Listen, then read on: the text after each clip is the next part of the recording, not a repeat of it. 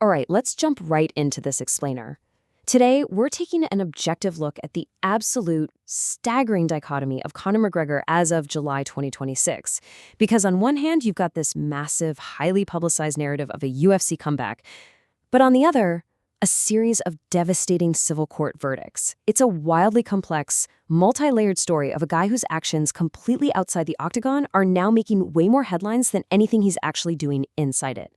It is quite literally a split-screen reality we're dealing with right now. On one side of the coin, you have these soaring commercial triumphs. I mean, we're talking about a global superstar, a business mogul, a Hollywood actor. But then on the exact opposite side, there is a very dark, extensively documented legal reality that we've got to look at impartially. This split screen is exactly how the public is forced to view him today. So throughout this explainer, we're going to lay out the facts from both sides to figure out exactly how we arrived at this pivotal moment. Section 1. The UFC 329 comeback. Okay, let's kick things off on the sports side with his highly anticipated return to fighting on July 11th, 2026. He's headlining in Vegas against a very familiar face, Max Holloway. Now, this is a rematch of their 2013 bout, but man, the landscape has entirely changed. Pitting a 37-year-old McGregor against a 34-year-old Holloway reveals a pretty tough reality for the former double champ.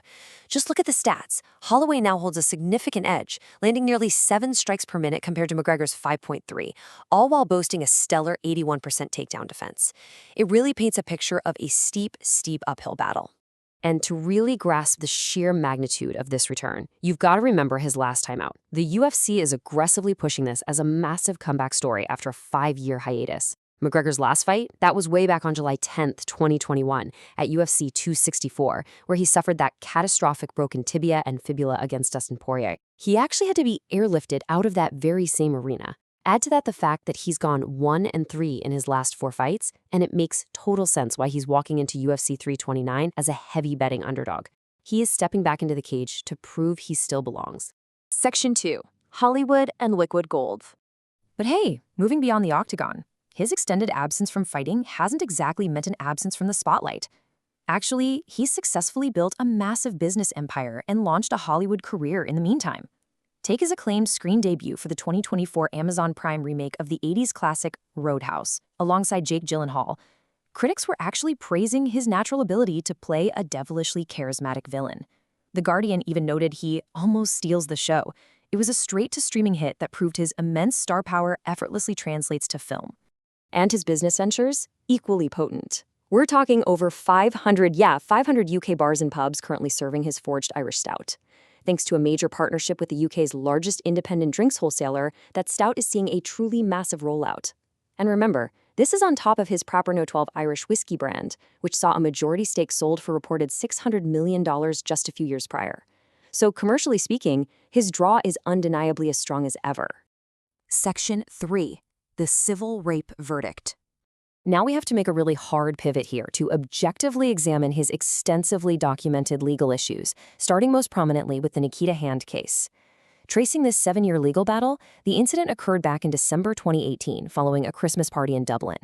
During the 2-week trial, detailed medical evidence was presented by doctors and paramedics, citing severe bruising across her body and testifying to her extreme distress. In November 2024, a Dublin civil jury found McGregor liable for sexual assault. And from there, every subsequent appellate ruling went entirely against McGregor, ending with the Supreme Court of Ireland officially denying a further appeal in December 2025. The jury ultimately awarded Hand exactly €248,603 in damages. McGregor, who actually responded with no comment roughly 100 times during his original police interview, maintained throughout the trial that the encounter was entirely consensual. Nevertheless, following the failure of all those appeals, he was ordered to pay approximately £1.1 million in legal costs. Section 4. A pattern of controversies. Taking a step back, the Nikita Hand verdict actually sits within a broader pattern of formal accusations across 2 different countries. Just letting the facts from the police reports and filings speak for themselves, multiple other women have made formal accusations. Now, it is important to note there have been no convictions in these specific instances. This includes a 2018 complaint in Dublin that resulted in no charges. Later in 2022, Samantha Murphy alleged McGregor assaulted her and threatened to drown her on his yacht in Ibiza. She mysteriously dropped her lawsuit in 2023, shortly after arsonists threw a brick through her window and burned her car. Then in 2023, another woman alleged an assault in a bathroom during a Miami Heat game. Prosecutors declined criminal charges, citing insufficient evidence, and her civil case was voluntarily dismissed with prejudice in late 2025. His legal record also includes a string of physical altercations completely outside the octagon. You probably remember the April 2018 Brooklyn incident where he threw a metal hand trolley through a bus window, injuring rival fighters. He ultimately pleaded guilty to disorderly conduct for that. There was also the infamous post-fight brawl at UFC 229, which resulted in a massive fine and suspension. In 2019, he was arrested for stomping on a fan's phone in Miami. And later that same year, he pleaded guilty to punching a man in a Dublin pub who simply declined a complimentary shot of his whiskey. Section 5. Legacy on the line. So when you take all of this context, the staggering commercial success right alongside the documented legal liability, McGregor's return to the public eye has triggered immense backlash. And it isn't just about his legal cases. It's also deeply political now. McGregor has increasingly adopted bellicose, hardline anti-immigration stances. These comments, some of which were loudly endorsed by far-right political figures, have caused the Irish government and a large segment of the Irish public to further turn against him. They're increasingly viewing him more as a divisive problem than a national hero. And this has created massive tension in mainstream media. Case in point, during his promotional tour for UFC 329, McGregor appeared on The Tonight Show starring Jimmy Fallon in June 2026.